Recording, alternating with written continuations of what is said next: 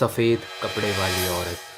तो मेरी mummy papa को एक आइडिया देती हैं कि वहाँ से कार पैक कर लो और उस औरत को छेड़ना। वो कहते हैं कि मैं गाड़ी से उतरता हूँ और उसको कहता हूँ कि थोड़ा साइड हो जा, मुझे आगे जाना है। तभी वो अपनी आंखों के सामने कुछ ऐसा देखते हैं जिससे वो दंग रह जाते हैं। ठीक है, अब वो मोमेंट जो इस घटना को सबसे हॉरिफिक बनाता है। क्या हाल है आप लोगों के? आज मैं आप सबको एक अनोखी डरावनी कहानी सुनाने जा रहा हूँ जो बिल्कुल सच्ची है, जो खुद मेरे पापा के साथ हुई थी। ये कहानी कुछ 4 साल पुरानी है। ये कहानी का समय में भी शायद लॉकडाउन से पहले का या 2018 या 19 के बीच में ये कहानी जो है वो हुई थी। मतलब ये जो घटनाएं हुई थी, ठीक है। इस टाइम मेरे पापा एक ओला ऊबर कैब ड्राइवर थे जो नाइट शिफ्ट में काम करते थे। ये घटना मजनू का टीला दिल्ली में एक जगह है जहाँ पे ये घटना मेरे पापा के साथ हुई थी, जो मैं आपको आज बताने वाला हूँ। चलो मैं आपको पूरी घटना बताता हूँ कि कैसे क्या हुआ था, लेकिन उससे पहले प्लीज़ चैनल को सब्सक्राइब कर देना और अगर ये कहानी अच्छी लगेगी तो इस वीडियो को प्लीज़ ज़रूर लाइक करना गाइज़। मेरे पापा रोज़ की तरह कार ड्राइव कर रहे होते हैं एंड वो एक सवारी को बिठा के छोड़ के जस्ट आ ही रहे होते हैं और उनको अब कहीं और जाना था। ठीक है, तो अब मेरे पापा को निकलना था मजनू के टीला की जगह। मजनू, अब मैं इसको मजनू का टीला नहीं बोलूँगा, मजनू टीला बोलूँगा, तुम समझ जाना शॉर्ट्स में। तो मजनू टीला से निकलना था। तो मेरे पापा ने मुझे ऐसा बताया कि वहाँ की गलियाँ रात में बहुत ज़्यादा सुनसान होती है। और भूलना मत गाइज, ये जो घटना है ये बहुत पुरानी है, कुछ साल ही पुरानी है। तो उस टाइम और आज के टाइम बहुत फ़र्क हो गया होगा। तो गाइज जो मजनू का टीला है मैं तुम्हें वो बता देता हूँ कि कहाँ पे है। मजनू का टीला भारत में एक कॉलोनी है जिसे 1950 के आसपास स्थापित किया गया था। मजनू के टीला को आधिकारिक तौर पर न्यू अरुण नगर कॉलोनी, चुंग टाउन और सैम्यलिंग कहा जाता। ये उत्तरी दिल्ली ज़िले के हिस्सा है और ये ISBT कश्मीरी गेट के पास यमुना नदी के तट पर स्थित है। तो मेरे पापा वहीं की एक गली से निकल रहे थे जहाँ पर स्ट्रीट लाइट बिल्कुल ना के बराबर थी। बस मेरे पापा की जो कार्स की हेडलाइट थी वही जल रही थी।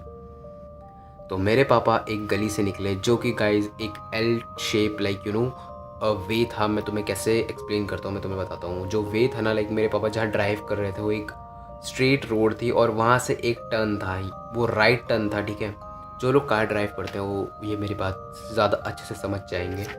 तो उसके बाद मेरे पापा जैसे ही कार को राइट टर्न करते हैं तभी वो अपनी आंखों के सामने कुछ ऐसा देखते हैं जिससे वो दंग रह जाते हैं, क्योंकि उन्होंने ये अपनी ज़िंदगी में कभी एक्सपीरियंस नहीं किया था।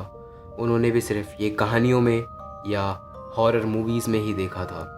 वो जहाँ मुड़े थे वहाँ पे एक सफ़ेद ग्राउंड में एक औरत बैठी हुई थी, एकदम उस गली के बीचों बीच ज़मीन पर। जो वो औरत थी वो गली को इतना घेर के बैठी थी कि वहाँ से जाना मुश्किल था। मेरे पापा ने सोचा कि उस लेडीज को जाकर बोलता हूँ कि साइड हो जाए, मुझे आगे जाना है। माउंटेन ड्यू डर की माँ की। मतलब देख रहे हो मेरे पापा की ब्रेवनेस। वो कहते हैं कि मैं गाड़ी से उतरता हूँ और उसको कहता हूँ कि थोड़ा साइड हो जा, मुझे आगे जाना है। मतलब वाह गाइज, मेरे पापा बहुत ज़्यादा ब्रेव हैं, तो उनको इन सब चीज़ों पे ज़्यादा विश्वास नहीं है। तो मेरे पापा ने मुझे बताया कि जैसे ही वो कार का गेट ओपन करने वाले थे तभी उनको मम्मी का कॉल आता है। लाइक एज एक सिनेमैटिक तुम मान के चलो, जहाँ पे वो गेट ओपन करने ही वाले हैं, कार का जो डोर है उस पर उन्होंने हाथ रखा ही हुआ है। एंड जैसे ही वो ओपन करने वाले थे ना, उसको जैसे पुल करने वाले थे, वैसे ही मेरी मम्मी का कॉल आ जाता है मेरे पापा को। तो गाइज़ मम्मी का कॉल इसलिए आता है क्योंकि जब भाई उस टाइम मम्मी ज़्यादा नहीं सोती थी, क्योंकि पापा नाइट ड्राइव पे जाते तो उनको टेंशन होती थी। तो हर 1 घंटे के बाद मम्मी पापा को कॉल करके पूछती कि आप कहाँ पे और कब तक आने वाले हो। तो मेरे पापा मम्मी को सारी सिचुएशन एक्सप्लेन करते हैं कि क्या हो रहा है वहाँ पे। तो मेरी मम्मी पापा को एक आइडिया देती हैं कि वहाँ से कार पैक कर लो और उस औरत को छेड़ना मत। तो मेरे पापा वहाँ कहते हैं कि ये करना इम्पॉसिबल है, क्योंकि बैक मैं नहीं कर सकता, क्योंकि वो एक 1 वे पॉइंट था। बैक करना बहुत मुश्किल था अगर बिल्कुल, क्योंकि वहाँ पे बिल्कुल स्पेस नहीं थी बैक करने की, क्योंकि जैसे टर्न किया था वैसे बैक नहीं हो सकता। अगर तुम गाड़ी चलाते हो तो तुम्हें पता ही होगा। फिर मेरे पापा वही मुद्दा मेरी मम्मी के सामने रखते हैं और उनसे पूछते हैं क्या मैं उस गाड़ी से उतरूं और उस औरत को बोलूं कि वो थोड़ा साइड हो ही जाए, मेरे को जाने का रास्ता दे ही देगी। लेजिट मेरे पापा मेरी मम्मी को यही बोल रहे थे उस दिन कॉल पे। और गाइज मेरी मम्मी का रिप्लाई बहुत गुस्से में आया था और उन्होंने कहा था कि भाई उससे पंगे मत लो और वहाँ से मतलब जैसे तैसे बस निकल जाओ, उसको छेड़ो मत, ठीक है। तो मेरी मम्मी थोड़ा सा इन सब चीज़ों पे मानती है, यानी घोस्ट यानी जादू टोना, इन सब पे बहुत ज़्यादा विश्वास रखती हैं कि ये सब हो जाएगा अगर इसने तुम पे कर दिया ये वो, ठीक है। और मेरी मम्मी को थोड़ा नॉलेज है, तो जैसे मैंने तुम्हें बताया तो मेरी मम्मी मेरे पापा को ये बताती हैं कि उस दिन यानी जिस दिन ये घटना हुई थी उस दिन अमावस्या की रात थी। और गाइस हमारे यहाँ कहा जाता है कि जिस दिन अमावस्या की रात होती है उस दिन इन भूतों या प्रेत की शक्तियाँ बहुत ज़्यादा होती हैं नॉर्मल से, यानी मतलब ये कुछ भी कर सकती हैं, ऐसा हमारे यहाँ कहा जाता है। अब मुझे नहीं पता इसमें कितनी सच्चाई या कितना झूठ मिला हुआ है। सो गाइज़ मेरी मम्मी पापा को स्ट्रिक्टली मना कर देती हैं कि वो उसको बिल्कुल मत छेड़ना, वहाँ से बस चुपचाप जैसे तैसे अगर निकल सकते हो तो निकल जाओ, बस निकलो, बस उसको छेड़ना मत। मम्मी बहुत स्ट्रिक्टली मना करती हैं और पापा वैसे ही करते हैं। अब मेरे पापा डिसाइड करते हैं कि उसके पास से कार निकालेंगे, लेजिट उसके बिल्कुल बगल से कार निकालेंगे जहाँ पे वो बैठ के एकदम उसके बगल से, तुमने सही सुना। अब मेरे पापा बिना डरे कार को आगे बढ़ाते हैं और उसके साइड से निकालते हैं। और यहाँ तुम्हें एक बात बता दूँ कि कार और उस लेडीज़ के बीच में कुछ 1.5 फुट का ही स्पेस था, लाइक जैसे कार और उस लेडीज़ के बीच के अंदर, ठीक है। अब वो मोमेंट जो इस घटना को सबसे हॉरिफिक बनाता है, जैसे ही पूरी कार क्रॉस हुई वो लेडीज़ हिली।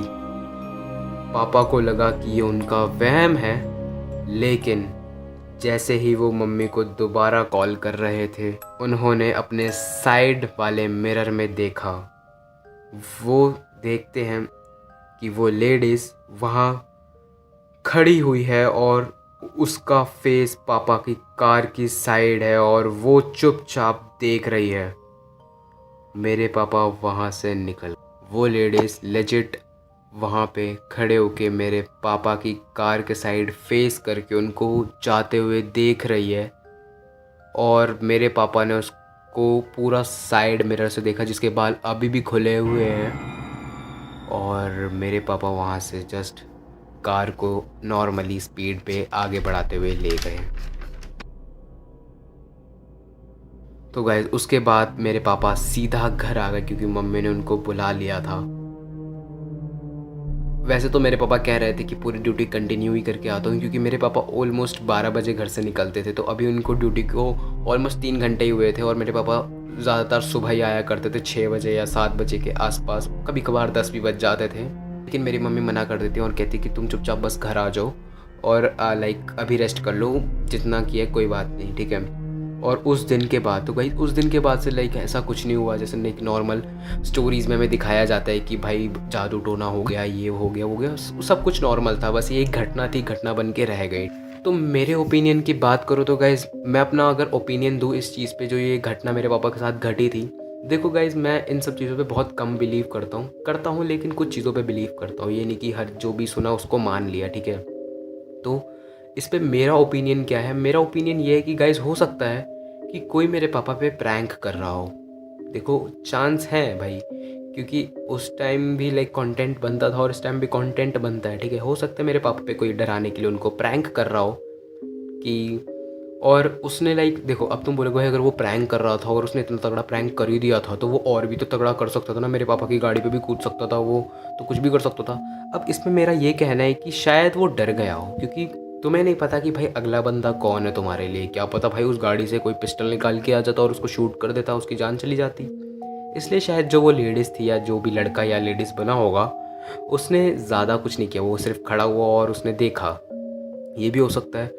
और दूसरी पॉसिबिलिटी ये भी हो सकती है कि क्या पता मेरे पापा को कोई हेलुसिनेशन हुआ हो या उनका कोई भ्रम हो। लेकिन अगर मेरे पापा नॉर्मल उसको देख पा रहे हैं, और गाइज मेरे को ऐसा लगता है जो हेलुसिनेशंस होते हैं वो थोड़े से ज़्यादा देर तक नहीं टिक पाते, या कुछ भी हो सकता है यार। देखो अगर वो सच्चाई है तो बहुत हॉरिफिक घटना थी है, और अगर कुछ ऐसे ही प्रैंक या मेरे पापा का कोई हेलुसिनेशन था तो एज अ नॉर्मल सबको होता है हेलुसिनेशन यार, तो क्या ही कर सकते हैं। तो मेरा तो यही कहना है इस पे। और तुम क्या सोचते हो भाई, मुझे कमेंट्स में ज़रूर बताना। अगर तुम्हारे पास कोई स्टोरी है तो बेझिझक मेरे साथ शेयर करना, मैं उसको यहाँ पे आके सुना दूंगा। और अगर तुमको और हॉरर स्टोरी सुननी है तो भाई इस चैनल को सब्सक्राइब करो, क्योंकि मेरे पापा के साथ ऐसी कोई एक घटना नहीं हुई है, उनके साथ बहुत सारी घटना हुई है, जिसमें से ये एक थी जो तगड़ी वाली थी, जो मैंने तुम्हें सुना दी।